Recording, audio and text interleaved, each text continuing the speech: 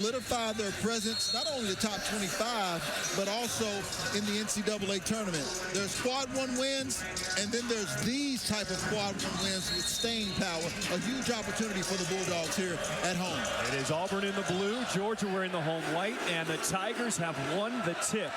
Our officials today, crew chief Pat Adams, Will Howard, and Mike Nance.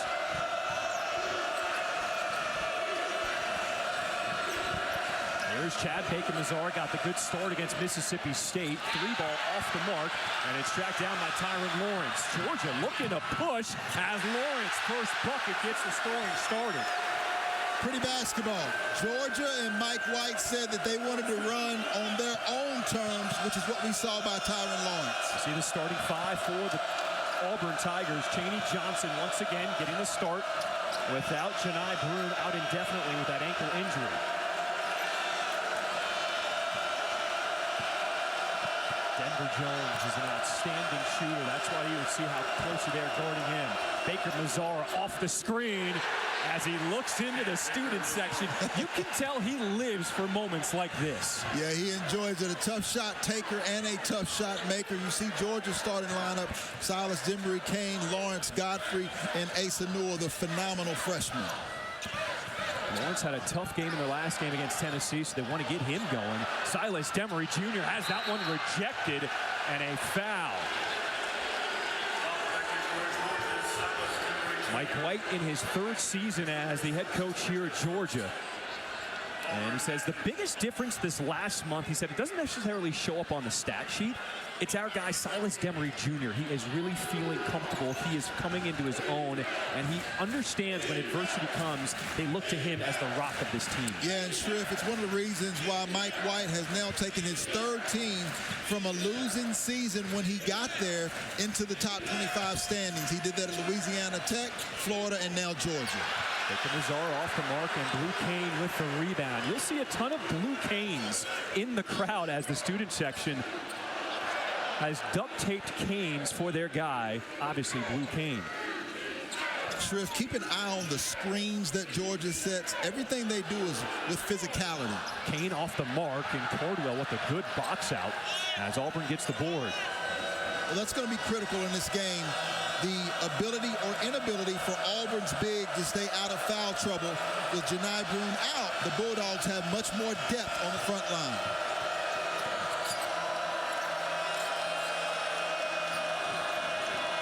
Shot clock is at 8 for Denver Jones as he taps his head, tries to set it up.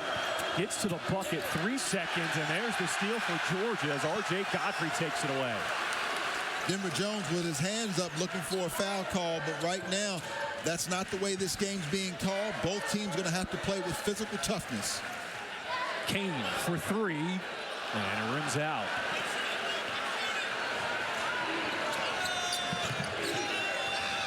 Nice job of the Bulldogs getting back in transition, making Auburn play against a set defense. Chaney Johnson banging with Godfrey. That's good D. Tipped out. Kelly, a deep one. Hey now, Miles Kelly. He was 3 for 5 on Tuesday against Mississippi State, and his first 3 falling here today. Speaking of his first name, Miles, he's got 85 South type range. He enjoys this game a little bit more than the other Auburn Tigers because why? Because he's a Georgia Tech transfer. This was his rival last year, so he's a little bit more excited to actually play this basketball game. 44% from behind the three-point line, and Auburn's leading three-point shooter with over 41 threes this year. What did Mike White tell us? He said 3-pointers, it's going to be big. We've got to be careful because Auburn is so dangerous from outside. When they don't have Janai Broome, they have so many other weapons that can light it up. Yeah, they really do, and we haven't even seen Auburn's depth or bench come into play. But Georgia this year's got a much better bench as well, so I look forward to seeing those two go at it. Asa Newell, he is so unselfish, but when he goes to the bucket, he will make you look silly. Big boy basketball. Like the response. Good size, 220 pounds, 6'11" freshman out of Destin, Florida. Denver Jones splits the D. And it's Auburn with a 4-point lead. And that's the response that we showed at the outset, right? On a made basket, Auburn goes back and scores within 7 seconds. Georgia plays with the slowest pace in the SEC. They're going to do things on their terms here today. There's Newell again with the clear out. Lawrence took a peek at the shot clock. It's now at 3. Step back, 3 ball. Oh, that was filthy. High-level hoops. Tyron Lawrence is probably one of the better players in the SEC. He just hasn't been consistent enough. If he plays well, it elevates the Bulldogs to another level. Lawrence only had 6 points in their loss against Tennessee earlier this week.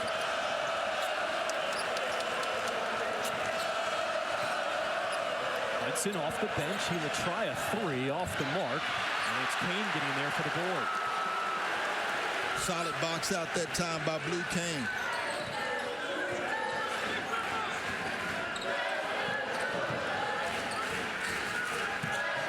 Godfrey trying to go backdoor. He'll find Lawrence, but he couldn't get the handle, so Georgia resets the offensive possession. Inside they go. Newell with 3 defenders on him. And they stay here with Georgia. We are in the break zone as Asa Newell going to work. Well, the big fella is a high-level hooper. The young freshman answers earlier. And then Tyron said, partner, for me, it's really simplistic. Martin Luther King had a quote. He said, the time is always right to do what is right. That simplifies it for everyone, regardless of your background, regardless of your race. You know what's right and what's wrong, and he exemplified that in everything that he thought, said, and did. Off the inbound.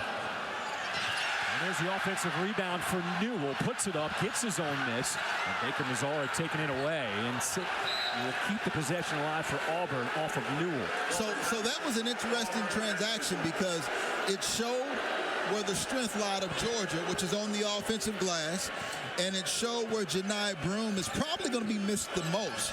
He leads the league in assist-to-turnover ratio, Janai Broome, but him getting defensive rebounds is a challenge, but you also saw Auburn gain rebound, which is what they'll have to do. Todd Pettiford off the bench, lost his footing. He'll stay here with the Tigers. You got to watch out for this young man. The freshman from Jersey City, New Jersey, is so dangerous with the ball in his hands. Well, I saw you get pretty excited with that windmill dunk. I forgot what the quote was, but you showed a lot of energy in that windmill dunk against Mississippi State. No, he's one of the best freshmen, I think, in the SEC, but not many people are talking about him because his minutes are a lot lower than the other freshmen. Lefty pull-up jumper. Excited because he did that with his offhand. You don't see that very often. Here's Newell. As Auburn with an 8-7 lead. We played almost 6 minutes here in Athens. Montgomery off the bench, charging in, and a charge called. Jaheim Hudson got there in time. A nice job of Jaheim Hudson just standing there. He was there for an eternity. And Shane Montgomery, who is an electric and dynamic player, Mike White calls him their silent assassin, just got a little bit out of control that time, and that's the difference between him and Janai Broome. Janai Broome might have went for a block shot. Hudson drew a charge. When you think about it, without Janai Broome, we don't know a timetable when he'll be back. There is opportunity for everyone. As Surreal, I think he got that with 2 hands. Santo Surreal at 6'11" says, come on now. It was good enough where he could have caught it. No, but Santo Surreal changes the dynamic of this Florida team where if they get it all together, they can truly advance once getting to the tournament because he creates a size dynamic that's a little unique from what they've had in the past here recently. Baker Mazzara will step into a 3. Too strong. A big board by Cardwell.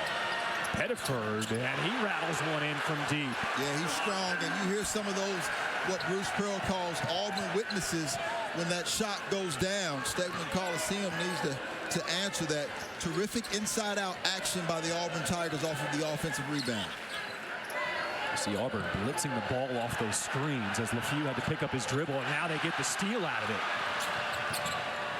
Kelly to Johnson, getting to the rack. Oh, baby. Chaney Johnson making the most of his opportunity. And you see Janai Broome being a great teammate there on the sideline. This afternoon, our men's basketball quadruple header rolls on right here on the SEC Network. Next up, Chaz Lanier, number 6 Tennessee. They visit Vandy at 3:30 Eastern, 2:30 Central. That's followed by Arkansas and Missouri at Mizzou Arena in Columbia. It'll be another great afternoon and evening of college basketball. Yeah, that'll be outstanding matchups. The battle in Tennessee between the Commodores and the Volunteers. Anxious to see Chaz Lanier get back. And then Arkansas trying to get their first conference win, and the Missouri team trying to solidify their position in the NCAA tournament. Here's LeFew, cut off baseline by Cardwell. Trying to go back that way, but he stepped out of bounds. How about the big man, Dylan Cardwell, moving his feet? Well, he, along with Janai Broome, is one of the best front lines in all of college basketball. Malawach and Cooper Flagg for Duke's extremely good, but I put their front line matched up along with that group as well. Pettiford with a hand in his face, and he gets the roll, and after the bucket, there's going to be a foul called. Foul directed toward Auburn's Jaheim Hudson. So the foul goes against Jaheim Hudson. That'll be his first. That was after the bucket, so the 3 is good for the Tigers.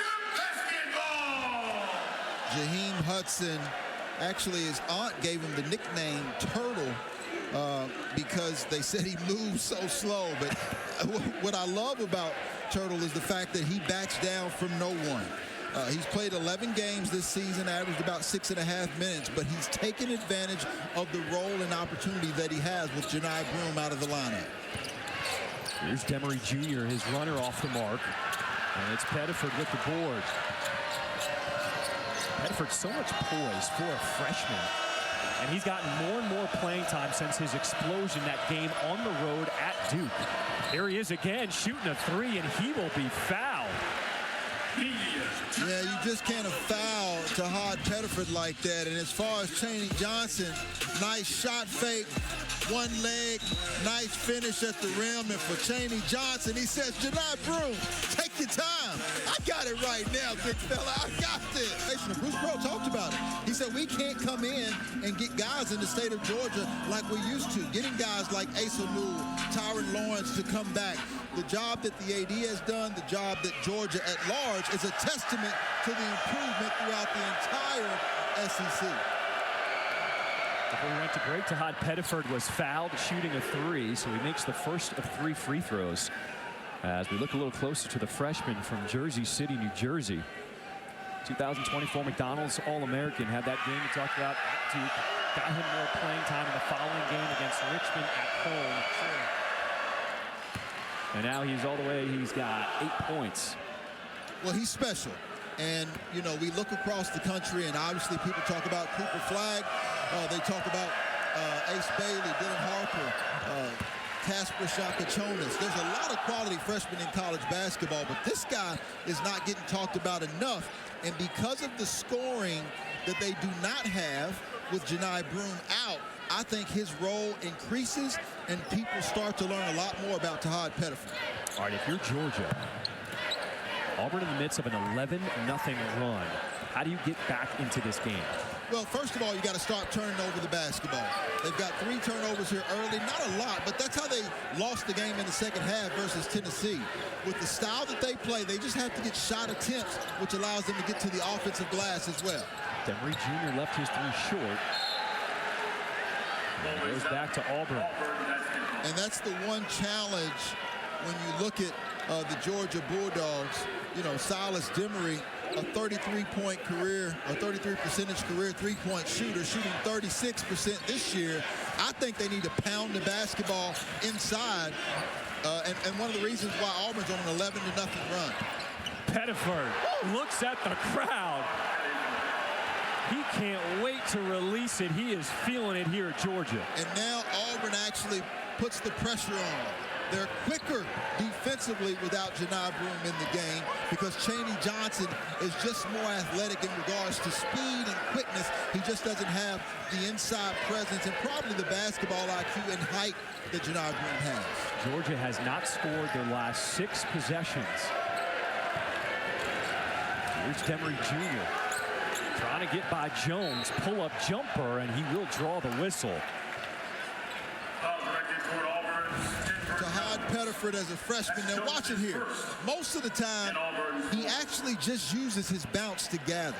So if I'm facing Tahad Pettiford, I'm going to make him prove his ability to get to the basket and finish consistently.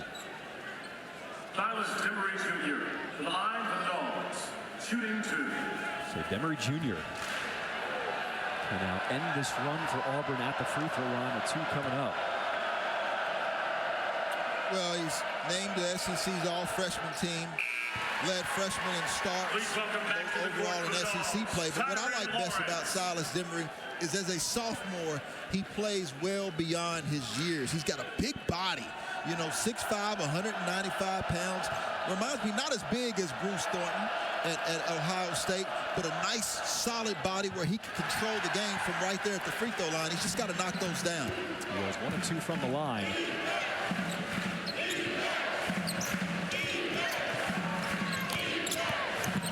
Howard, the freshman from Boston, on the floor as well now for Auburn. Cardwell showing a little handles on the handoff. Howard, pull-up, jumper, got it. Everyone getting in on the scoring for Auburn.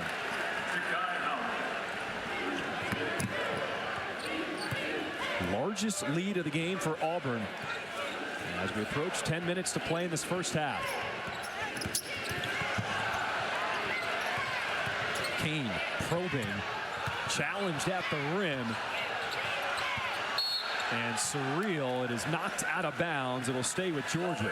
You just mentioned Surreal. Something Surreal. They're trying to put him in ball screens. Now watch, he's backing up off of Dylan Caldwell, but he backs up to where he cannot contest the jump shot. And so whenever Georgia faces anybody, especially in the SEC, teams are going to continue to put Somto Surreal in ball screen to try to take advantage of his lack of horizontal movement. Here's Demery Jr. with some space. His 3 off the mark. It is Georgia 1 of 6 from the outside to start this game.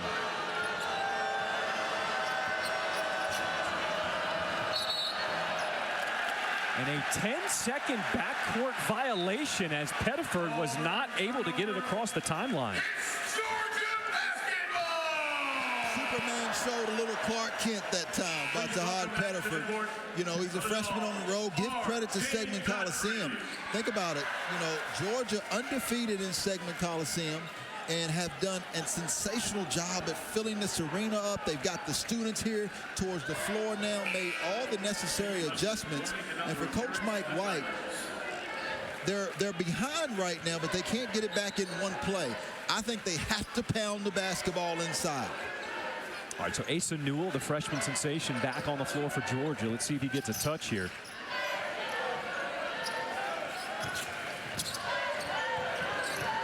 You see Auburn not allowing them to get any of those dribble handoffs. So now they go inside with Newell. And his hook shot off the mark. Tomorrow, here on the SEC Network, we'll have a women's basketball triple header, but we are featuring the first 2 games. Flau'jae Johnson and number 5 LSU, one of just 3 undefeated teams left in Division I, take on Florida. That's at 1 Eastern. Followed by the Magnolia State rivalry game in Starkville. The Reds have won just 1 game in Starkville the last 18 years. Well, incredible battle in Mississippi, and then Kim Mulkey undefeated. Can't wait to see how that continues to pursue with both them and South Carolina trying to compete for another national championship. All right, so here's the women of the SEC in the AP Top 25. And you know, South Carolina is always going to be up near the top. Well, it's a defensive league, but the offense has been incredible as well. Every single year, it seems that the competition level is elevated, and one of the reasons is because you've got somebody like Dawn Staley, like Kim Mulkey, setting the tone And with the addition of Texas and Oklahoma, it just continues to elevate even higher now in SEC women's hoops, John. Dawn Staley with that new contract extension, $25 million. South Carolina showing the commitment to women's basketball. Deserved. Oh, you know it. You know it. Here's Newell from the outside. And Lawrence will track down the rebound, trying to put it up on two defenders, and he will be fouled by Ja'Kai Howard. Well, and that's fortunate for Auburn because if I'm Mike White, I'm trying to find a way to get Dylan Caldwell into foul trouble. You see, on that offensive rebound, that's the time where teams are so discombobulated defensively, and Auburn was as well. And so if you can get Dylan Caldwell in foul trouble, then Auburn becomes extremely small. But they haven't been able to do that because Dylan Caldwell is one of the best defenders in not only the SEC, but all of college basketball. You got to talk about him with Jemai Mashack, Zakai Ziegler, Cam Matthews. Dylan Caldwell is an impeccable defender as well. You know what's also interesting, without Janai Broome, it seems like the lineups and the rotations almost make Auburn a little faster out on the floor. It's almost scary. They're a different team without Janai Broome. Now, where they will struggle is a team that makes them slow down. They don't have his inside presence. They don't have his passing. And for Auburn faithful, they're hoping that Dylan Caldwell is okay. So Caldwell catching his breath on the floor. You see Janai Broome on the bench.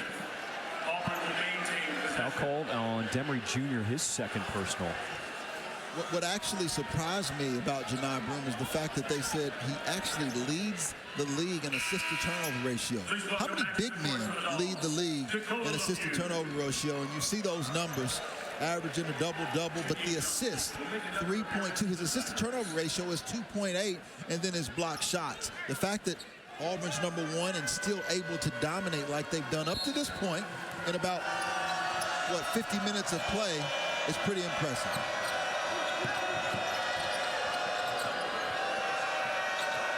Pettiford going to get the ball. Pick and roll inside with Hudson. And Hudson, one of those guys getting more playing time, the senior from Hinesville, Georgia. So for Georgia right now, obviously the challenge has been you haven't been able to score the basketball. Now, we talked about the fact that Asa Newell was a dominant freshman, but I'm looking for right there, Tyron Lawrence. You need that veteran leadership to step up right now, sure. How about that pass from Newell showing you the vision? And now Georgia with the steal. LeFew finding Kane, trying to make something happen in transition. Here's Newell, and he's got the three. Bang, bang. Just like that, the crowd back in it here in Athens. And Auburn wants to call a timeout. Georgia with some momentum. We'll come back after this. The way for Auburn with scoring. The Auburn bench has outscored Georgia's bench 16-0. Well, and for Georgia, there's still a long time left to play. A nice run and response by Georgia. Let's see what Bruce Pearl goes to out of the timeout. Georgia with good denial defense as Baker Mazar just throws it up at the rim, and it's tracked down by LeFew. Excellent job defensively that time by Georgia. They clogged up the paint to make it tough for Chad Baker Mazar. Tyron Lawrence has provided the offensive punch and said they go inside to Godfrey, and it rims out. A nice set that time by Mike White. Johnson, they're going to let him go to work in the post, trying to duck under, but Godfrey walled up. Good D. And that's where they missed Janai Broome. Janai Broome almost always draws a double team on the block in the post. LeFew, little sidestep, gets to his jumper. Second leading scorer on this Georgia team, averaging over 12 points per game. Yeah, first team All-MAC out of Hampton, Georgia. Another one of those guys Mike White brought back. Offensive rebound for Auburn. Kelly missing everything.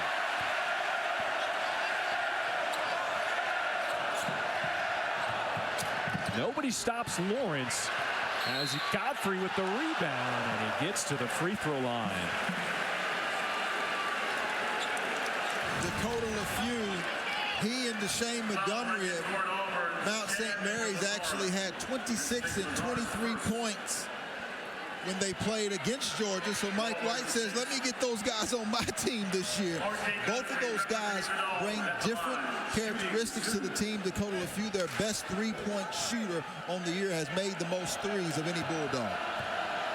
And you've talked about the transition and how Mike White has started to build this program here at Georgia. He said in his first year, it was tough to get players and even fill out the scholarships. He said it was, guys didn't really know about the culture of Georgia basketball, but he said, when you can sign guys like Asa Newell and then get transfers to play around him, he said, that's when you know we're building something special here. Yeah, and for Coach Mike White, I think it's worth repeating. This is the third school where he's come to that had a losing record the year before he got there, and was able to take that team and put them in the top 25. That gives him a staple, a stamp on his name for the ability to rebuild programs. 10-point lead for Auburn. 6 minutes to play in this first half. Kelly with a hand in his face, off the mark, but it's Cardwell tipping it out to Jones. Penetrating. He will be tripped as he loses his shoe going into the lane. I love the attack by the veteran Denver Jones out of FIU. You know, he's the team's fourth leading scorer, averages over 10 a game, but he shoots about 43% from behind the three-point line. And so when he gives you a shot fake, you have to respect it. And we talked about Silas Demery's ability to control the game from the free throw line. Without Janai Broome, Denver Jones is going to have to be more of an attacker to get fouled and get to the line as well. Well, he's another guy who's also just worked on his game. He's a complete player. So the foul was called on Justin Abson of Georgia. But the officials are going to go to the monitor and just make sure that they got the right Georgia player after Denver Jones lost his shoe. The crowd didn't even feel like there was a foul. I wonder why. No, this is a situation to where if you're Georgia, and let's take a look at it real quick. They're just trying to see who the foul is on.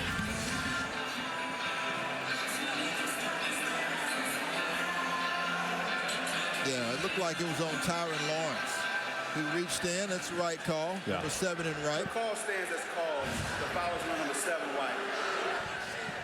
All right, so it's Lawrence gets that foul instead of Abson. That'll be his second personal. Nice officiating crew. Pat Adams, Will Howard, and Mike Nance. Guys that have been doing this for a long time.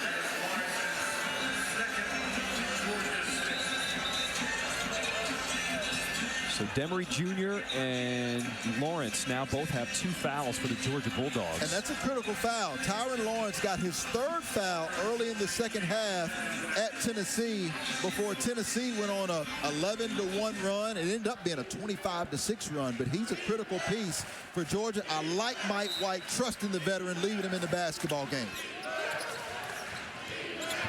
He's got to be smart, though. He's got a tough assignment. He's guarding Baker Mazzara, had to get out of the way. Cardwell with another offensive rebound.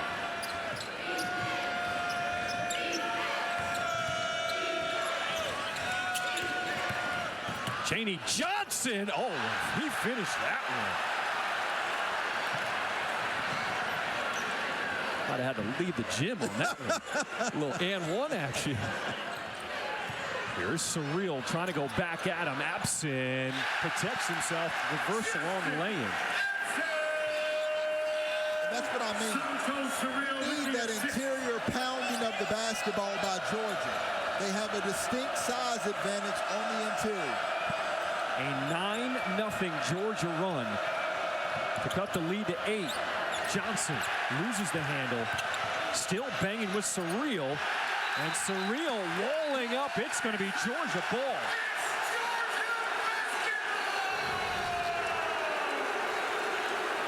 Nice interior passing that time by Sumpto Surreal. And Justin Abson did a nice job of finishing, and then Chaney Johnson went for the highlight dunk, almost was able to finish it out and didn't receive the call on this end.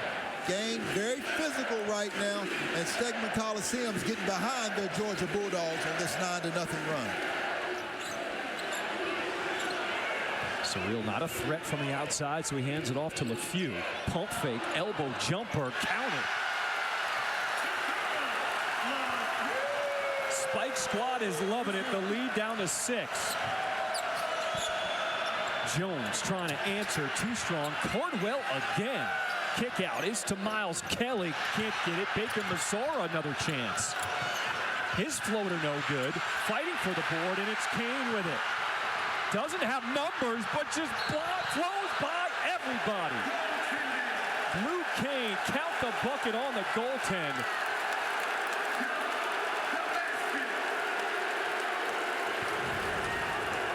What an outstanding job. Off of the curl, a nice job of Dakota LeFew taking his time, and then defensively, Georgia got out on the offensive fast break. Now let's remember, at the under 4, the officials will be able to go back and take a look at the goaltending call. They had to call it. We'll see if they continue to keep that as a goaltending call when we come back from the under 4 timeout. Auburn needs to figure something out offensively. They've missed their last 11 field goals. Make that 12. Here is Kelly, and he gets that one to go with the flying Surreal coming in. Yeah, Miles Kelly, one of those guys that has continued to step up his usage rate along with Chad Baker Mazar for the Auburn Tigers in the absence of Janai Green. Abson with the left hand. He is providing some big minutes. Justin Abson, the junior from Coconut Creek, Florida.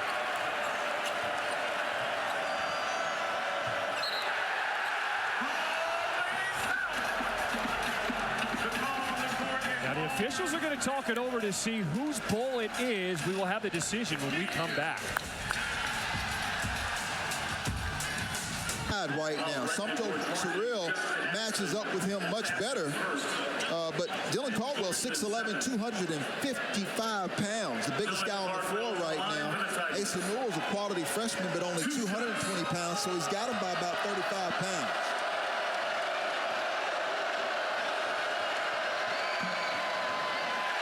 Caldwell, 29% at the free throw line this season.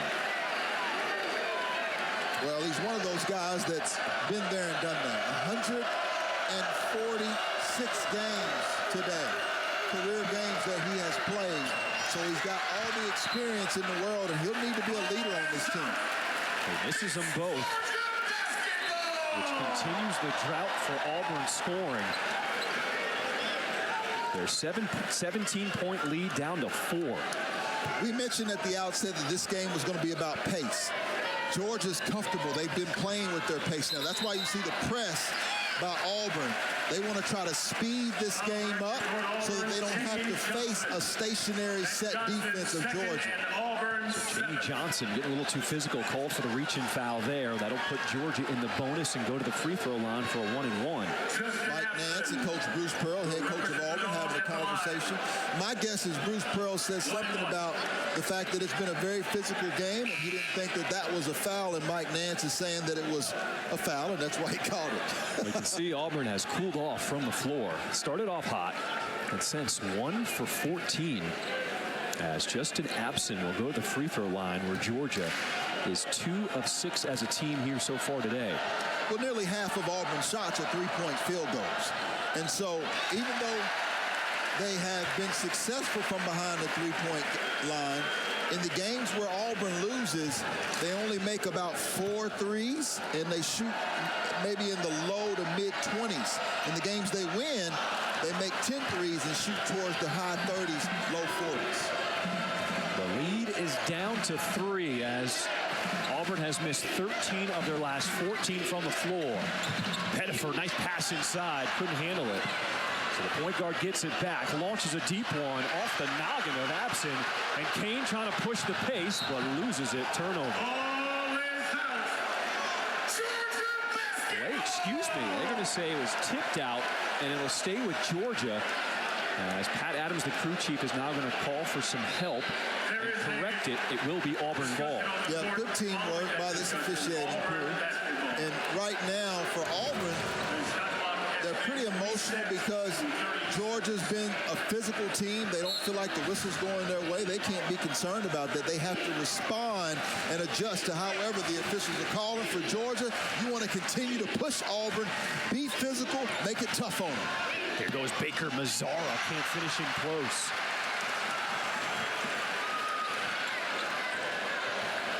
Two minutes to play in this first half as it's tipped out of bounds. Georgia ball. Georgia will maintain possession with 21 When you're going through a drought like this and you're Auburn, you don't have your leading scorer on the floor, what are you saying to each other on the floor to get out of this hole? To show a little bit more poise, and you're right, that guy right there, National Player of the Year candidate, Janai Broom's not there. This is where you would throw the basketball inside to him. He would get you an easy basket or draw a double team and get somebody else a wide open look. This is forcing Auburn's players to all play a little bit higher above the level that they're accustomed to playing on a road in a hostile environment where the calls they feel like aren't going their way either. Auburn almost got the steal. Absent inside. A little fake. That was a nice little subtle big man move. Old school. The lead is down to 1. Stegman Coliseum is now rising to their feet.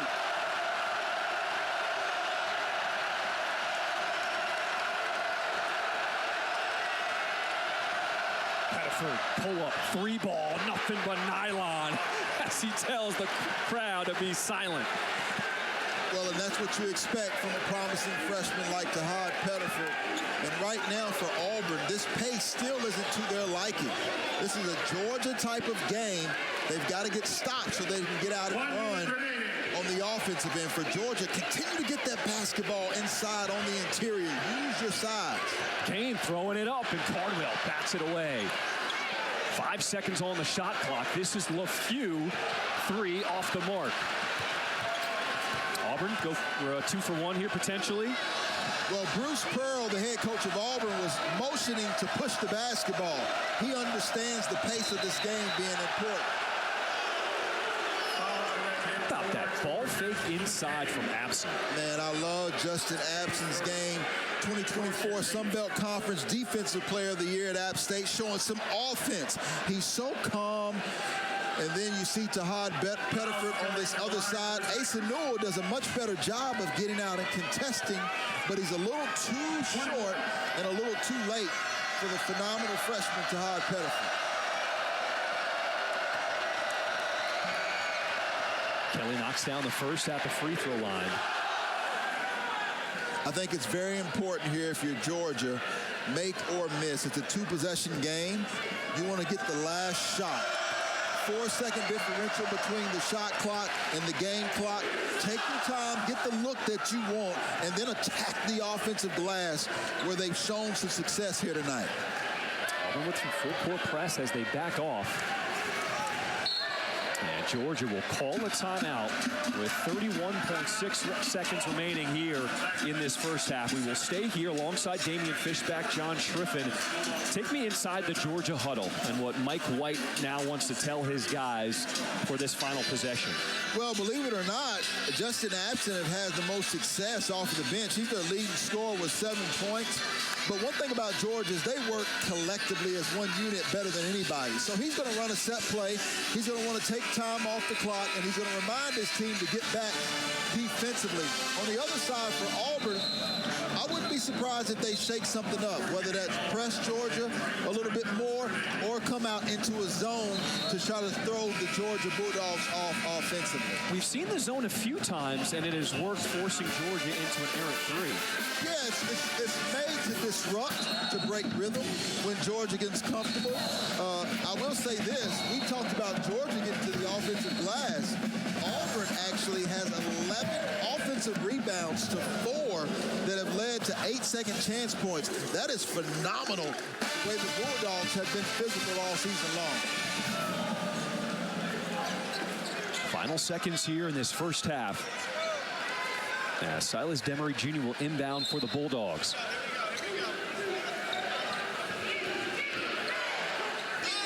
And it's Pettiford jumping the passing lane, a one-on-one, and he misses. Shot clock turned off as Pettiford called for the reach-in. And that's what we talked about, right? And Bruce Pearl's clapping his hand because he did what they wanted to do. He knew Georgia would want to be patient and try not to allow themselves to disrupt. So he had a trap, and then Tahad Pettiford did a nice job of shooting the gap, just came up short on the layup and then made the freshman foul. And now Auburn will have a chance to respond if Georgia's able to knock down these free throws, make or miss.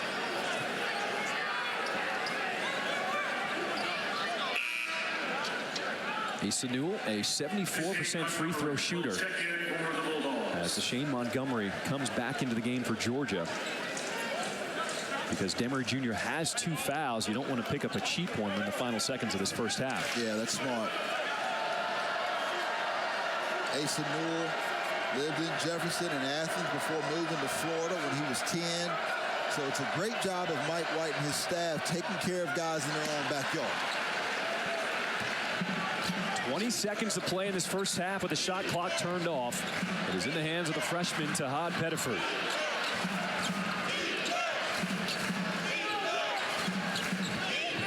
Working inside, Abson poked it away. 7 seconds to play in this first half for Auburn.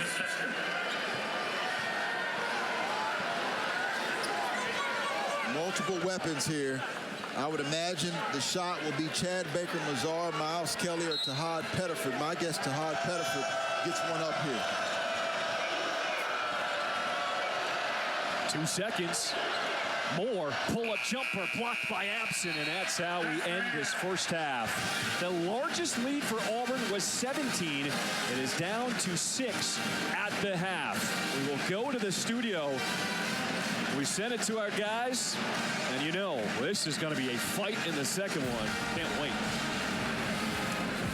We knew rebounding was going to be a factor, but Dylan Cardwell has stepped up certainly. 7 rebounds already in that first half for Auburn, with no Janai Broome out with an ankle injury indefinitely. It really shows as a young player, you know, it's more than just shooting, passing, and dribbling in the game of basketball. You can defend, you can rebound, you can contribute in other ways if you want to play at this level.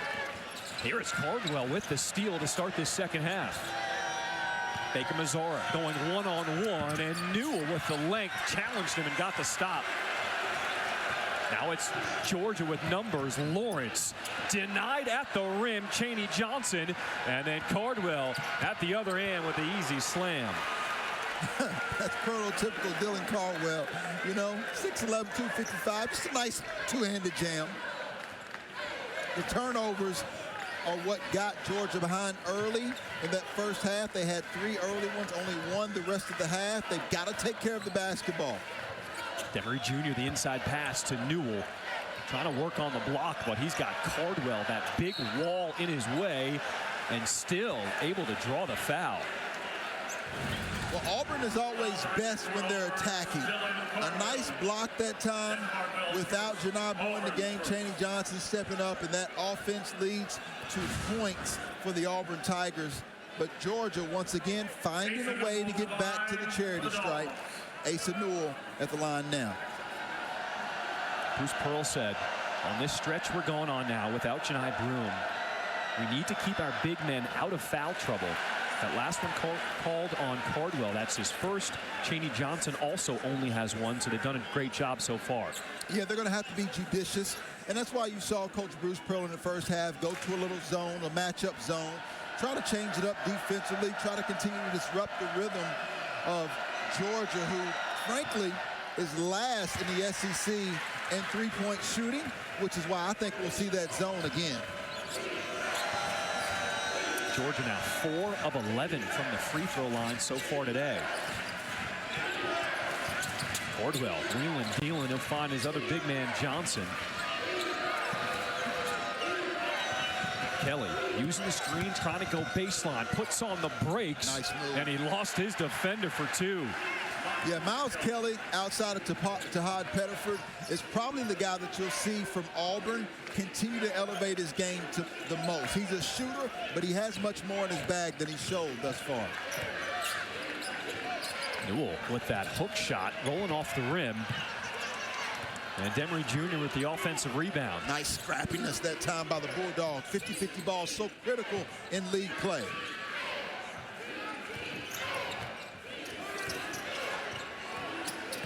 Lawrence trying to shake his man in the air. He'll find Kane in the corner, and his three off the mark. Georgia now 2 of 11 from behind the three-point line today. And Auburn second in the SEC in defending the three as well, Shrift. They've done a great job. This is Jones launching off the mark, and Kane with the rebound. Mike White said the key for Blue Kane is when he is missing to let other parts of his game still dictate. He still has 4 rebounds and an assist, contributing other ways. Lost his man. Kane for 3. Got it. There go those Blue Canes. It seems like every time I come back here, I see more and more Blue Canes as Auburn finishes inside. Demery Jr. Kane, is he starting to feel it? Yes, he is. Back-to-back threes for Blue Kane, and the lead is down to 5. Outstanding job by Blue Kane, playing with confidence. A 32 or 33% career three-point shooter, only shooting 29% this season. That gets the crowd back in it. Baker Mazzara elbow jumper rims out.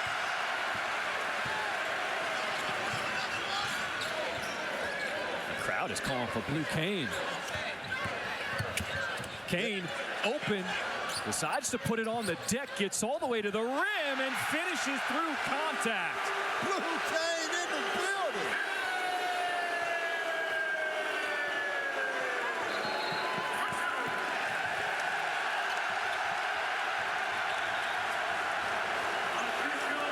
Blue Kane has scored the last 8 points for Georgia. Well, here's the three-point shot, right? So now I've earned your respect.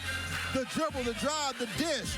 Here's another one, but once you show that you're able to knock down the three-point shot, you do the shot fake and then kiss it, Blue Kane, off of the window. Nice. And the lead is pushed back to 6. And Bulldog fans probably wish that we had have gone to break a little bit longer. It's certainly stopped the momentum, but if you get a basket here, it gets Stegman Coliseum back involved and active. Lawrence from the corner rattles in a 3, and all of a sudden the outside shots are starting to fall for Georgia. Remind you, Georgia came into this game in conference play shooting 22%. There's a steal. Silas Demery Jr. and lays it in.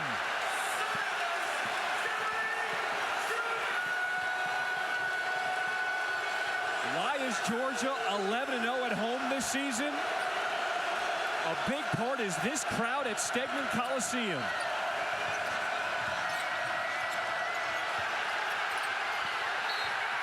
That is off Georgia, and Auburn retains possession. 13 seconds on the shot clock.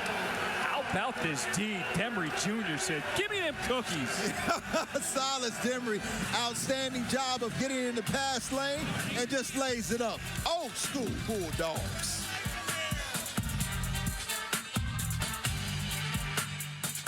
And it's really got Stegman Coliseum on their feet and excited about Georgia hoops.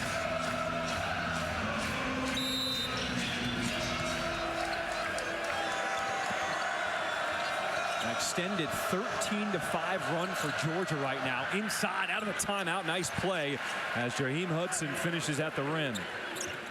Brilliant set that time called by Bruce Pearl out of the timeout. You know, some coaches run sets and some coaches run quick hitters. Bruce Pearl is more of a guy who likes to run quick hitters versus full sets. Blue Kane starting to feel it. He got his man in the air and drew the foul on Pettiford.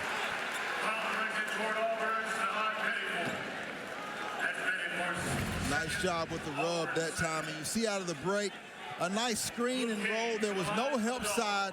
A nice set because Bruce Pearl knew that Silas Demery, number 5 in white, the super sophomore guard, would stay attached to Chad Baker-Mazar, and that's the reason why Jaheim Hudson got wide open for that easy screen and roll.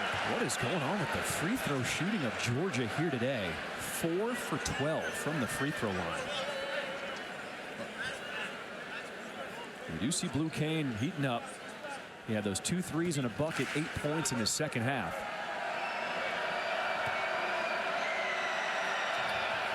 And 1 of 2 from the free throw line. 2-point lead for the #1 team in the country, Auburn Tigers, without their best player, Janai Broome.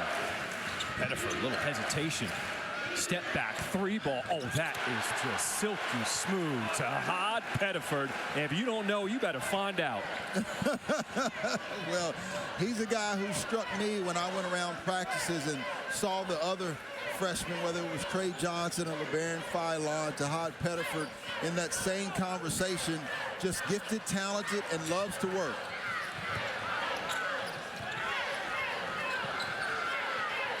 Few forced to pick up his dribble, but he was bailed out by the reach and foul on Hudson. So, Shrift, when you play against Hod Pettiford, he's got a swagger about himself. Once he got back, he was just gathering himself, and Janai Broome, since being injured, has been absolutely sensational on the sideline and cheering his teammates on. Santos Surreal back on the floor for Georgia. He plays so hard, he can only play in short spurts.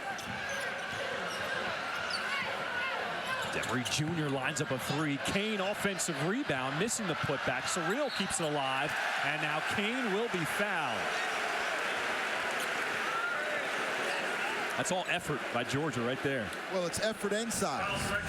So what do you notice when you look at this offensive rebound? You notice how small Auburn looks on the interior? How big Santos Surreal looks, Hudson looks. That's where you see the absence of Janai Broome. And so when Dylan Caldwell is on the sidelines, Auburn's going to be vulnerable and will have to gain rebound. Georgia doing a nice job of taking advantage.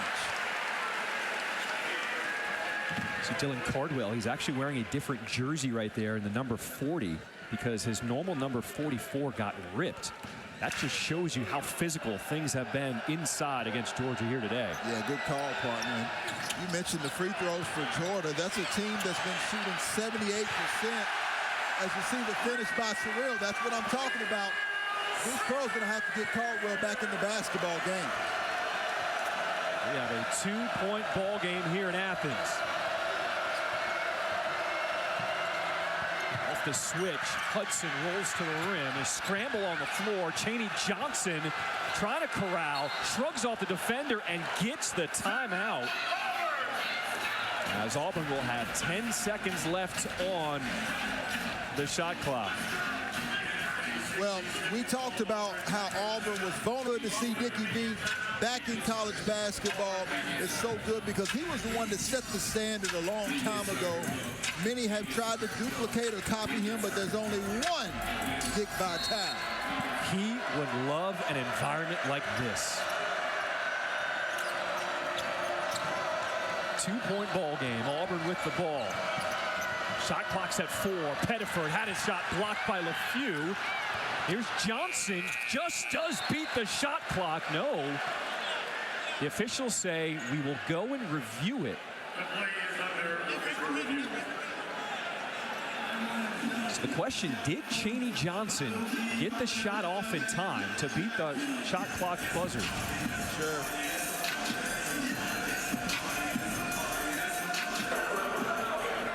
Call on the floor is a good basket. The play is under review. And remember, fans, if you're watching this at home, because the call made was a good basket, the officials, the 2 officials you're seeing, Pat Adams and Will Howard on the right, Pat Adams on the left, they have to see enough to overturn it. They have to see enough to reverse the call. So you be the judge at home. Woo. I don't know. Really close. Live, I thought it was good. Yep. But really was close. it on his fingertip when it hit zeros? In a 2-point game, I know a lot of times fans. After review, the ball is in his hand. It would be a shot clock violation. Now, this is very important. Number one, give these officials credit. It didn't take them all day. Number two, in a 2-point game, in a game that potentially is a March Madness tournament winning game for the Georgia Bulldogs or an SEC title winning game for the Auburn Tigers, that's important. Great job by the officiating crew getting it right and getting out of there.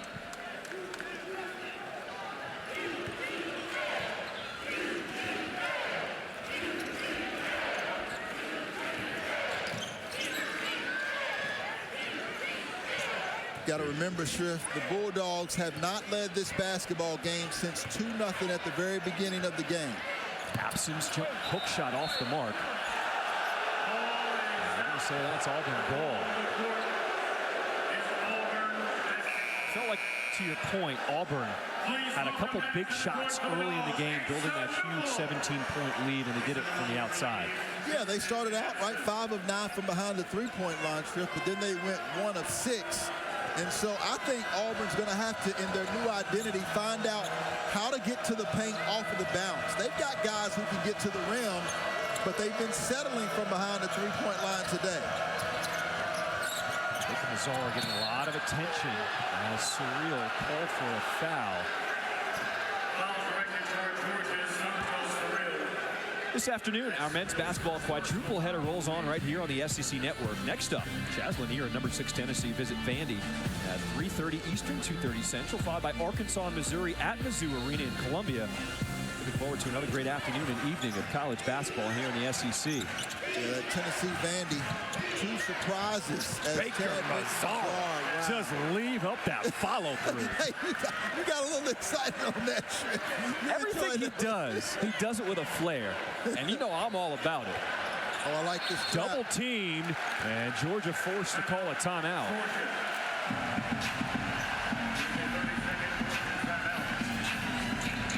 We will take the timeout with them, but Baker Mazzara said, I just got to let you guys know, I got it like that. Top 25 team, but it's time to put us into conversations with the Kentuckys, the Alabamas, the Auburns, the Ole Misses, the Tennessees, the Floridas. We're one of those teams that can compete for a national championship as well if we can knock off the #1 team in our backyard. I mean, think about this stretch that they're on. 5th ranked team they are playing in a row for the first time in school history. Good help that time by Dylan Caldwell in the back cut. Newell open from distance. And the rebound to Baker Mazzara.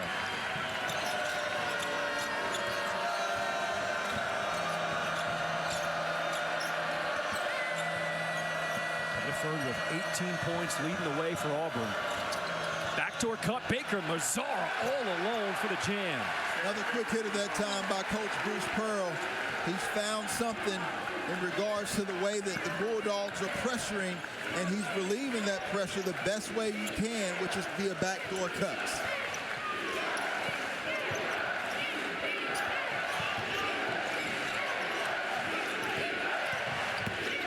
Montgomery tried to get up the pass inside. Maybe 6 seconds on the shot clock for the Bulldogs. Lawrence, 3, hit the top of the backboard. See, if you're Auburn, I think you got to have a push here. They tried to, but the pass too high.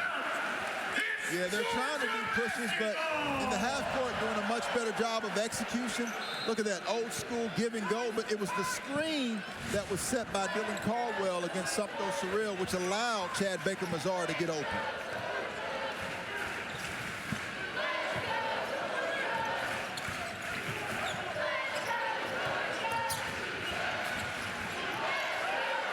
Standing around for Georgia right now. Surreal decides, all right, I guess it's my turn. Has it blocked by Caldwell.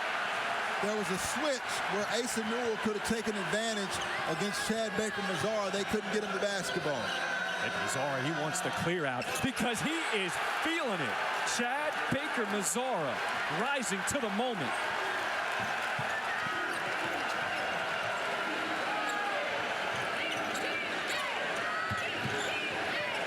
Solid screen by Surreal. Georgia, very physical team. Auburn just fighting through those screens right now. Montgomery scoreless today, and it stays that way because of Cardwell. Just erasing another one at the rim, but it looked like he might have landed funny as he walks a little gingerly up the floor. Yeah, he's grabbing that left quad. Baker Mazara has scored the last 8 for Auburn. Backdoor cut again. But a turnover as Baker Mazara is starting to feel it. You know, Swift, the only thing I like better than tough shot takers is tough shot makers. And Chad Baker Mazara is one of those. And Asa Newell, that's not bad defense. He was in good position. He had a hand up. But Chad Baker Mazara is just one of those guys. When he's on, he is tough to stop.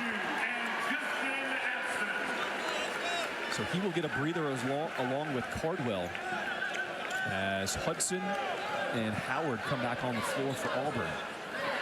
Now, the change here is Asa Newell, Justin absent. They need to be pounding the basketball inside. Dylan Caldwell's out of the basketball game. They need to take advantage by going to the paint.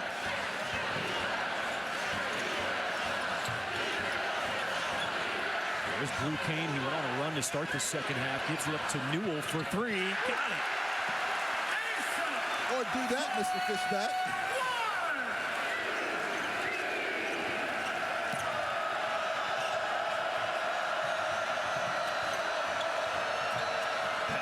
So dangerous and a ton of contact as they call Demery Jr. for the pump. That'll be his 3rd. What separates Asa Newell is when he is able to knock down that three-point shot. As he continues to get better, he shoots 29% from behind the three-point line, but you know that stroke is better than that. That's why he shoots 73% from the free throw line. He's just got to get more comfortable at this level. Howard and Newell got tied up. And we called for the foul. Something that you got to love to see if you're Coach Bruce Pearl of Auburn is Auburn attacking the basket right now, trying to take advantage and get to the free throw line themselves. Only their 10th free throw of the game.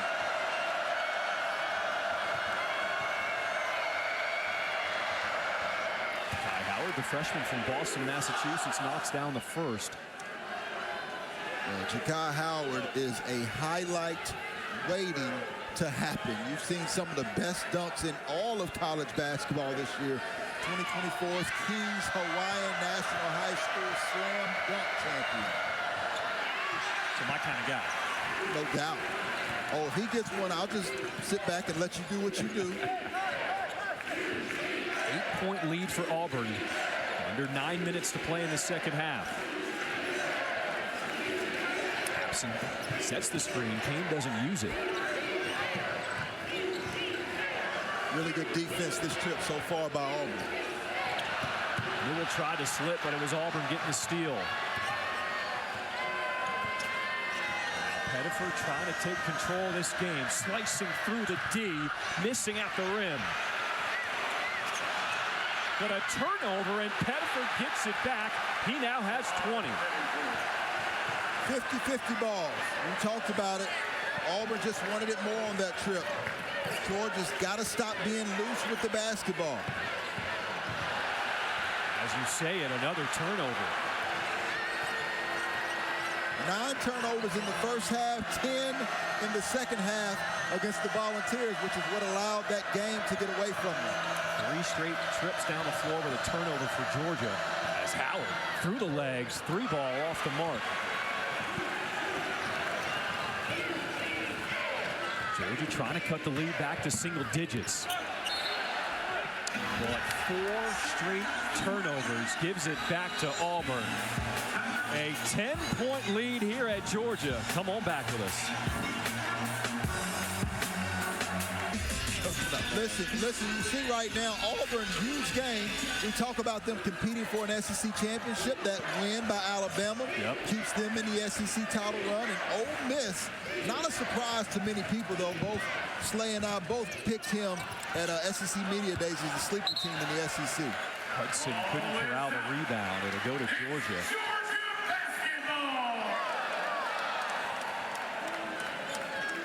So if you're Georgia, double-digit deficit, but a basket here can apply more game pressure on Auburn. I think the way you do that, and I've been saying it all game, because if you attack the basket, you either get layups or you get to the free throw line and stop the clock as well. Newell thought about it, decides to put it on the deck. Good pressure by Auburn. A lot of denying the ball. Shot clock's at 5. Godfrey with the scoop at the rim, cuts the lead back to single digits. First 2 points of the game for R.J. Godfrey.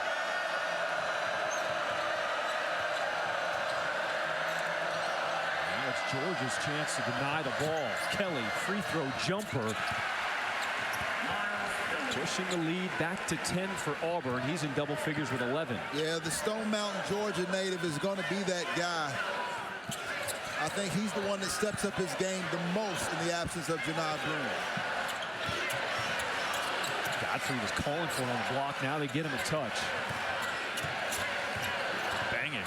One-on-one. That sky hook. Back-to-back buckets for Godfrey. Nice.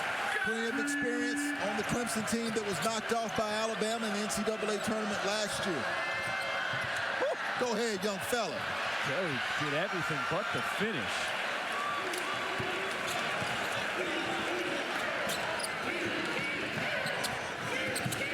Back inside they go to Godfrey. This is your type of ball. Big time SEC banging on the paint. That was a good dig down by Ja'Kai Howard, but I still like going inside. Both Dylan Caldwell and Broome not in the game. No rim protection for Auburn. Jones didn't like that. He's going to be called, as the ref says, watch it. Watch yourself. You know when you get that warning, you reach that limit, and you say, okay, let me settle back down. And Dylan Caldwell, number 40 for Auburn, now back in the basketball game. So that changes how you attack if you're Georgia.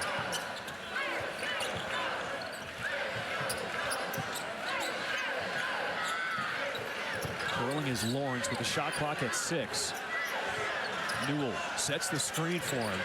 Now he's got the switch. Shot clock at 1. And a shot clock violation. And once again, the quad just tightening up for Dylan Caldwell as he calls over to the bench. Yeah, and that's why they've been limiting his minutes.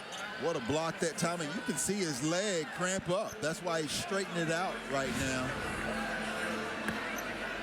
He has been in and out of the action as they tend to that quad of his.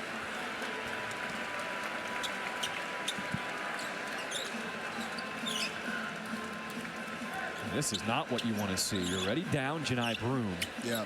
And your other big man, Dylan Caldwell, who is just an absolute rim protector. He's having trouble putting weight on that left leg right now. Well, and you never want to speculate, but as a former player, I think more than anything, he's trying to keep it from cramping back up. And so, you know that position. You ever woke up with one of those cramps, man? It's the worst, right? Yeah. You wake up and just, and so that's why you can see he's trying to just massage it out. They're just going to have to try to limit his minutes as much as possible. He needs to be drinking more fluids on the sideline. But for Georgia, what you want to do is now take advantage, right? You can go back on the interior. You don't have that rim protection for Auburn. And now you see a little bit more pressure for Auburn as well. Since they're smaller, they want to try to apply more defensive pressure for 94 feet. Oh, I'm sorry, Georgia's applying pressure.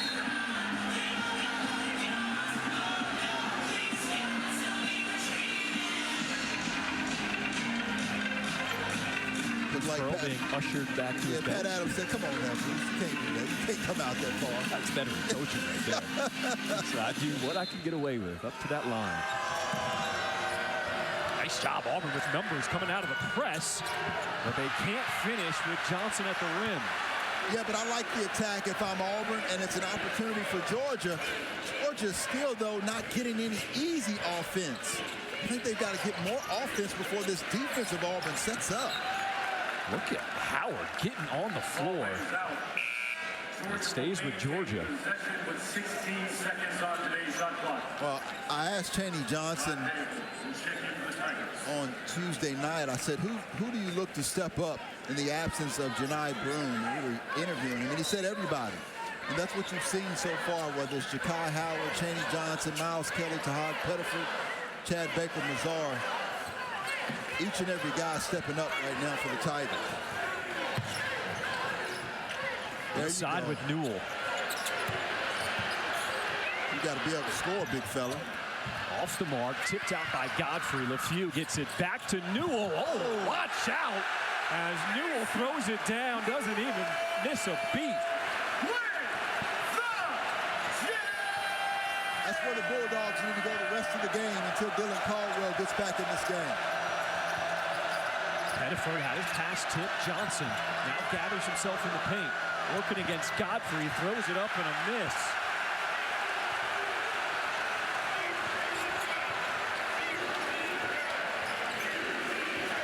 You got to find a way to get the basketball back inside to Asa Newell. Good ball pressure, though, by the Auburn Tigers.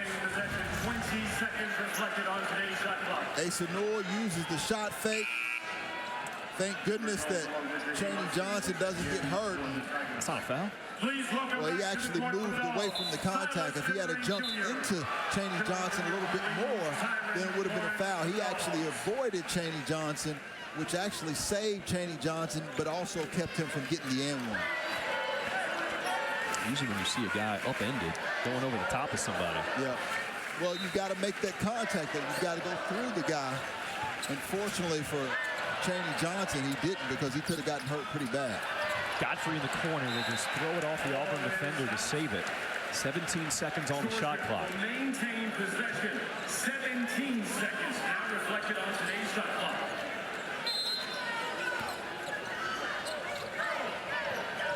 Well, with all the history between these two teams, you know it's going to be interesting. The 200th all-time meeting as Baker-Mazara with the steal and the bucket.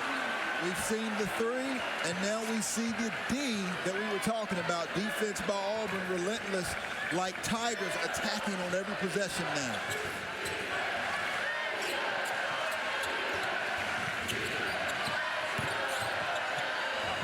Kane missing a wide open lay-in, but it'll stay with Georgia. You want to upset number one in the country, you got to make your possessions count. Georgia down 8. Been undefeated in this arena this year so far. You know, I'm not mad. They got the pom-poms behind us. It's cooling us off. It's student section, they have brought the energy today. As Georgia with 14 seconds inside, Godfrey double-teamed and Baker-Mazara will be called for the foul. Nice set right out of the timeout by Mike White. That's Mazzara's second, Auburn's 6th. R.J. Godfrey to the line for the Dogs. So R.J. Godfrey, a 69% free throw shooter, shooting 2.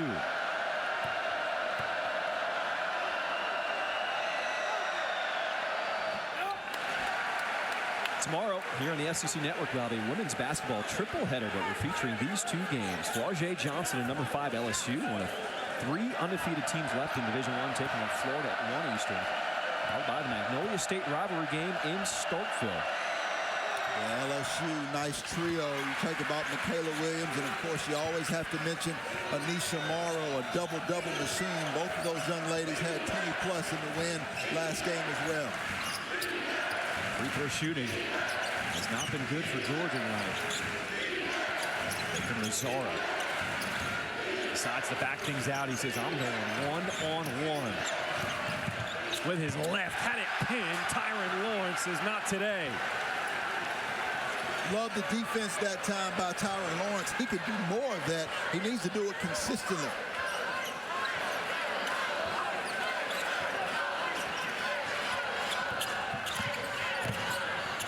Jr. comes to a jump stop in the lane, and Johnson will strip it away. 9 seconds for Georgia.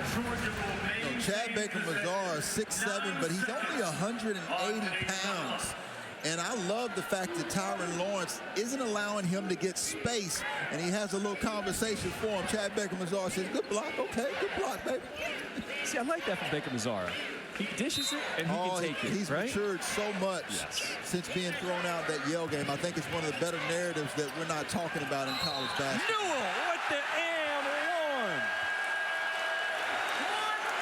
Finally, we've been talking about this for 2 hours now. Without Dylan Caldwell in the game, there should be no one to stop Asa Newell on the interior. He's got an additional 3 inches, maybe 4. He's 220 pounds, has a nice touch inside. We're talking about the number 12th ranked prospect by ESPN, the highest ever at Georgia behind Anthony Edwards. Tack the basket and go inside to Asa Newell.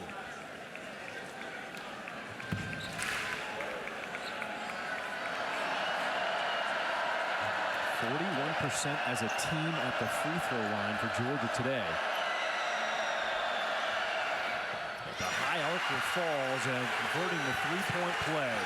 The lead is down to 4. Listen to this crowd.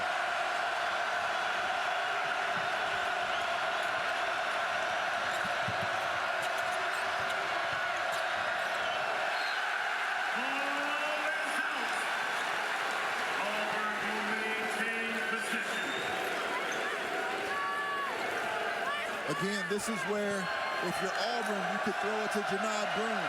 I think it ends up into Hod Pettiford or Miles Kelly's hands.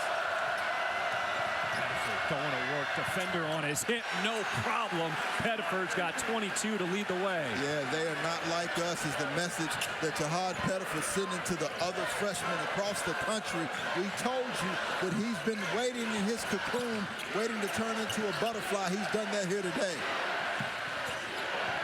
A few can't go baseline, and it's going to be a turnover. For those that don't know about Jahad Pettiford, allow me to introduce you to him.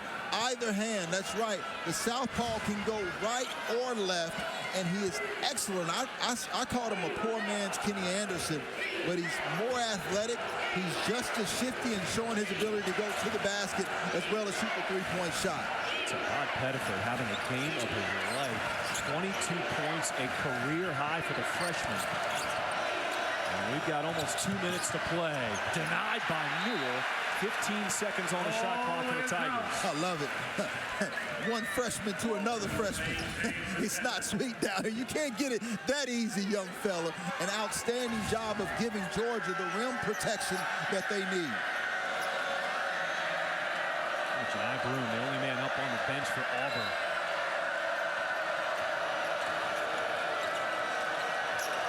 Mazara's got the clear out. He launches a 3. Too strong. Long rebound goes to Auburn. And a foul called. That'll be on Demery Jr., and that's his 4th. We probably haven't talked about this enough. Auburn. I apologize. It is called on Newell. That'll be his 2nd, not Demery Jr. Good catch, partner. Auburn, and they were concerned about the offensive rebounds. They were dominant in the first half. Georgia's now picked that up in the second half, only down 3 in rebounds. Johnson working against Newell, dips in his body, no call. Hudson on the rebound, and he will get the whistle.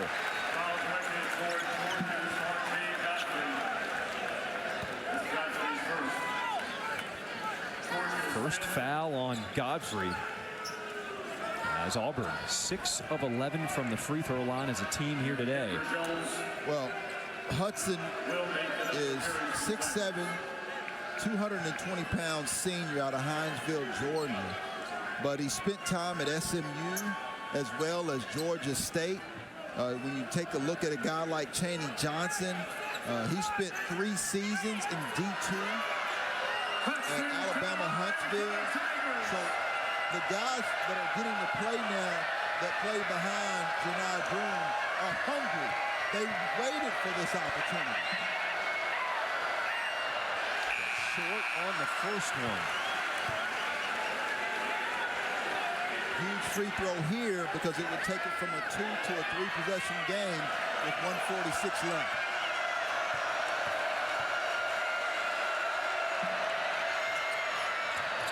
1 of 2 from the line. A 3-possession lead for Auburn. Like the pressure here, full court, trying to make Georgia use some time.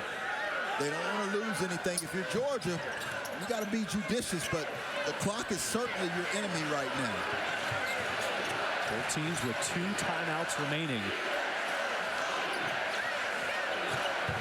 Looking for Asa Newell inside. Back to the basket using that little hook. Gets to his strong hand and in. They figured it out. Going inside now, which is where they should stay for the remainder of this game.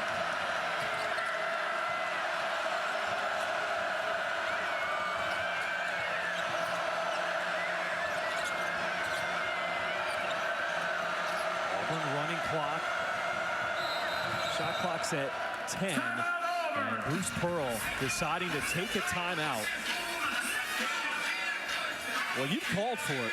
Go inside to Asa Newell. And he's making it look good. Well, and because Auburn is so elite in their shot blocking, a lot of teams don't go inside. But part of their shot blocking is out right now in Janai Broome. And the other huge part of their shot blocking is out cramping in Dylan Caldwell. So you've got to attack the basket.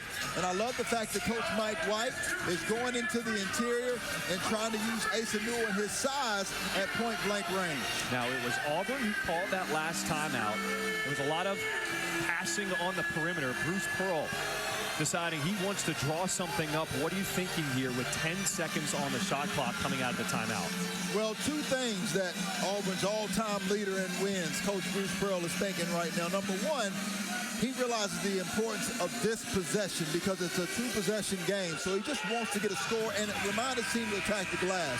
But number 2, he wants to decide who's getting this shot. Tahad Pettiford wasn't in the basketball game.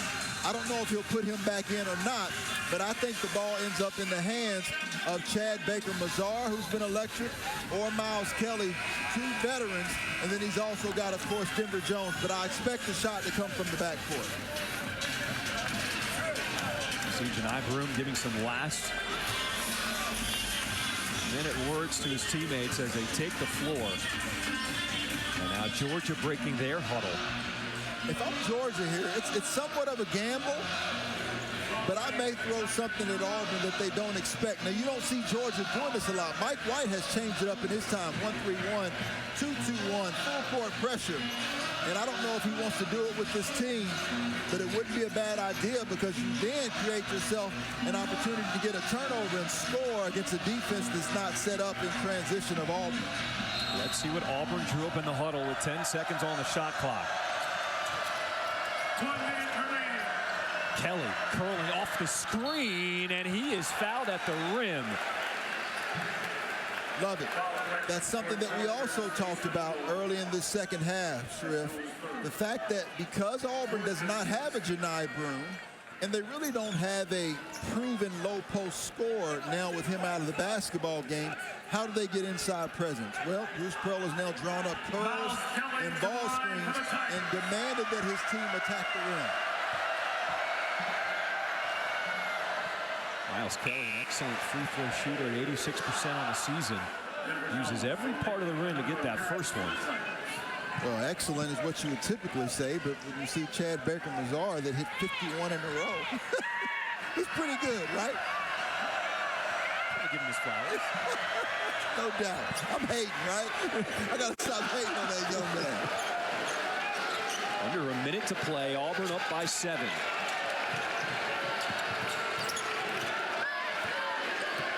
If you're Georgia, do you need a 3 here?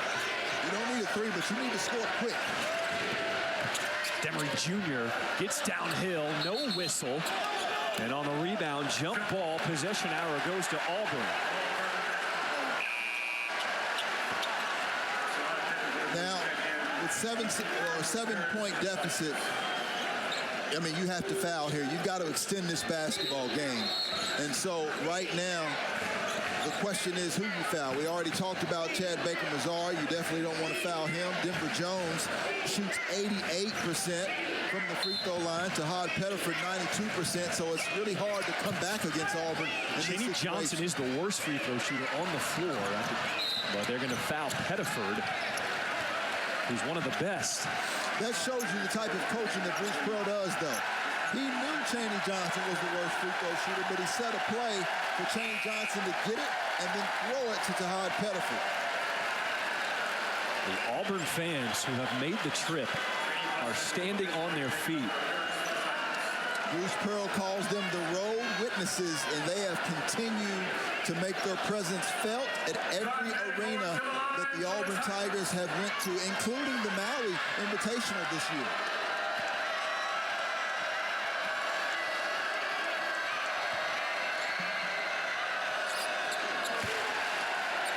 I told you about I went to the hotel, the team hotel for Auburn to see the Tiger Walk this morning.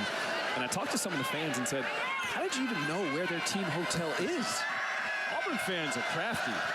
One woman said she called the alumni department. The woman called her back, told her. The other person used some message boards to figure out where they stayed last year and then called the hotel this year. And the hotel's like, we can't tell you yes, but be there at 11:15. That's good. Well, right now, obviously, three-possession game. I believe you do need a three-point shot now. Georgia trying to find a quick one, down 9. LeFew going to the rim, and he will lay it in. So Georgia calling a timeout. They have one remaining with 32.2 seconds to play in the second half. Well, give credit because this Georgia Bulldog team has fought, and there's still plenty of time, but they're going to need some help from the Auburn Tigers now. They're going to need the Auburn Tigers, who have 10 turnovers on the evening, to help them by turning over the basketball and allowing Georgia to get some quick, easy scores. If not, then you don't have a time for a 10-second call. I think you have one trap when the ball comes in. If Auburn throws it out of that trap, then you have to foul immediately and put them on the free throw line. You got to give a lot of respect to Georgia and what this team has accomplished here in the month of January. This is the 5th ranked team they are playing in a row for the first time in school history. Yep. Ole Miss, Kentucky, Oklahoma, Tennessee. How about that welcome to the SEC to start things off? Well, it's a testament to the job that has been done for, the SEC this year. I mean, the team that Commissioner Greg Sankey has been sensational. The contributions from each and every university has been phenomenal as well, and that's the reason why you have so many top 25 teams. And Auburn, who's had the second most challenging schedule in all of college basketball, continues to face a tough schedule as well. All right, if you're Georgia, you're trying to gamble, get a steal. If not, go for the quick foul. Demery Jr. almost had it, but he stepped out of bounds. All right, let's see the upcoming schedule for Auburn. Next 5, that big one against number 6 Tennessee. Oh, yeah, that's an SEC title contending game. And you think about Ole Miss, which could potentially be one as well. And then, obviously, LSU with a good win over Arkansas. Oklahoma, one of the last teams to actually lose, going undefeated. And then Florida, a team that I think is good enough to get to San Antonio. So the officials are going to go to the monitor now because they said Demery Jr. was out of bounds when he tried to get that steal. To make sure that the correct time is on the clock. And as you hear, that's what they're looking for. Well, and coaches always use this as a free timeout. And so I'm sure that Coach Mike White and Coach Bruce Pearl will do the same thing. Yeah, that's an easy one. He's already out of bounds. That ought to be quick and easy. So now they're going to see what the time is. And what's your guess, Shrift? I mean, I don't know that the clock started.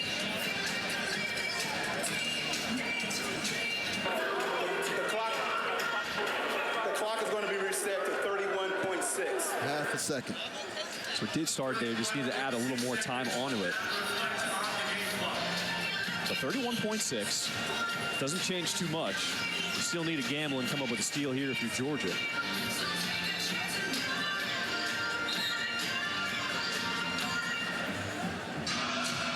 So let's remember, now that Silas Demery was able to basically deflect the basketball. This will now be a spot throw-in for the Auburn Tigers, so they cannot run the baseline. That's very important. And not an easy place to throw the basketball in where Chad Baker-Mazara is with the length of 6'11" Asa Newell on it. Baker-Mazara, the outlet pass to Pettiford. If that doesn't show you the personality of Auburn's team and Coach Bruce Pearl's staff, nothing will. They always will be the aggressor. He said it's good. That young man has a great time. And you just love watching people compete at the highest level and enjoy themselves throughout the entire game. Yeah, well, and this is, like I said, a story where media at times we try to find negative things. This is something positive that I think the media needs to pick up on. Chad Baker-Mazara's return and Todd Pettiford with a career high here tonight. 24 points for the freshman, but he missed the free throw. 7-point lead. Georgia needs a quick one. Demery Jr., he will let it fly, and he rattles it in. It's not over yet. Georgia will use their final timeout. Down by 4. I think the way Georgia has attacked has been really good. We talked about it before, though. They're going to need some help from Auburn. They haven't had So once again, the tallest player on the floor for Georgia, Asa Newell at 6'11", will guard the ball.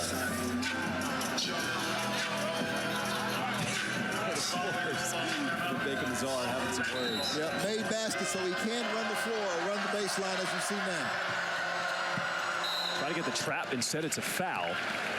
And Denver Jones will get to the free throw line. The best free throw shooter on the team for Auburn at 93%.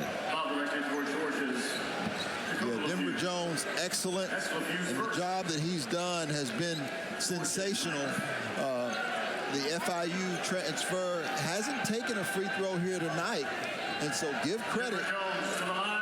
Georgia fouled a guy who has not been to the line. A little extra pressure to get comfortable.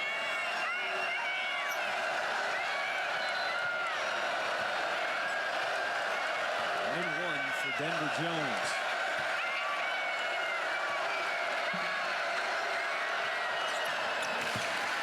Important because if you believe that you can advance to San Antonio, how many times in March Madness do we see a team go 24 of 26 or make almost all of their free throws? Charity stripe, very important in closing out games. 1 of 2 from the line. And Demery Jr. brings it up. He's trying to get to the rim as they give him the lay-in. 8.3 seconds left. It's down to 3. Inbound, trapped in the corner. Georgia looking for the steal, and they get it. LeFew for the tie. And Georgia had a chance as the officials are trying to determine if there's any time left. Pat Adams certainly called the foul. They'll take a look to see if the foul was called before the clock or the time on the clock expired. Georgia had the steal and the look by their best three-pointer in Dakota LeFew. Outstanding trap. Well, they showed the character of their coach, head coach Mike White, who never quits. The call on the floor is a foul on blue number 2. The play will be reviewed to see what time will be put back on clock, if any. So Tyron Lawrence did get that backside rebound, and he was fouled.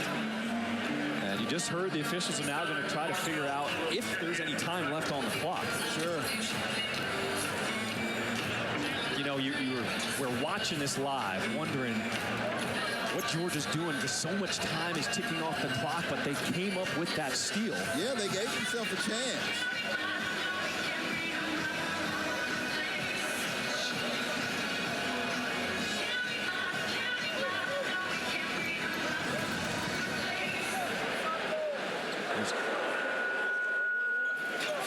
The call is confirmed. There will be 0.6 seconds on the game clock. So Once again, the foul is on Auburn as Lawrence got the rebound. 0.6 seconds on the clock. But first things first, Tyron Lawrence to the line, the front end of a 1-and-1. Georgia 8 for 18 from the free throw line today. You have to have this one to keep it going. And he makes it. Now, here's where it gets interesting. You know you need to miss it. Which is not easy for an 82% free throw shooter. Lawrence, here's the miss. Tipped out of bounds. And that's... I want to wait to confirm.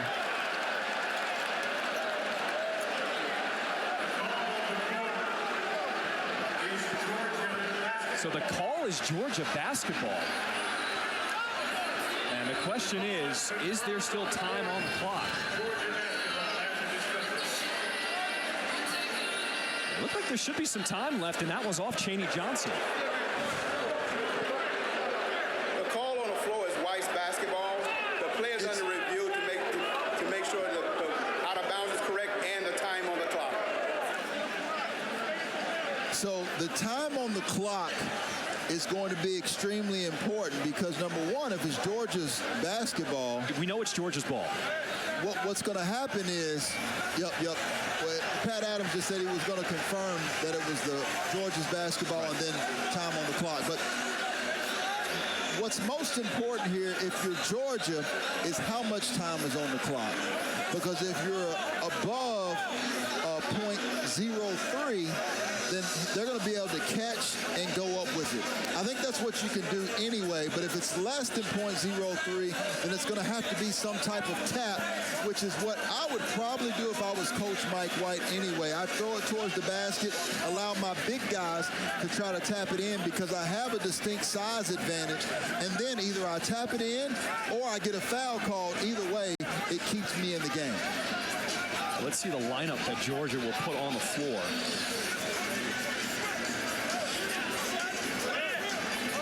Santos Surreal at 6'11" will come into the game. And the big lineup for Georgia is out there. Newell at 6'11", Godfrey at 6'8".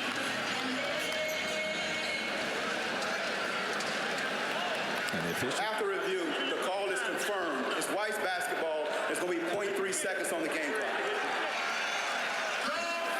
Here we go. You ready for this?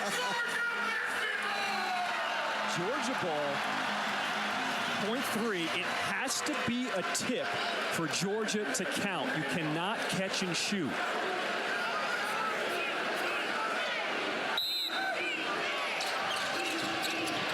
Demery Jr. to inbound at the rim. Newell! Oh! Just like that, Auburn will survive.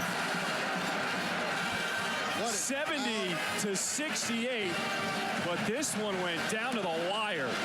Well, similar to what we saw last time Auburn was #1 in this arena, comes down to the final play. What a tremendous job of Auburn showing resiliency, and how about the battle of this young but up-and-coming Georgia team. Georgia falls to 0-20 all-time versus the AP #1, and Auburn winning now 10 in a row. They improved to 17-1 on the season, 5-0 in the SEC. For my partner, Damian Fishback, I'm John Schriffen. What an environment. What a game. Auburn getting it done once again without their star, Janai Broome.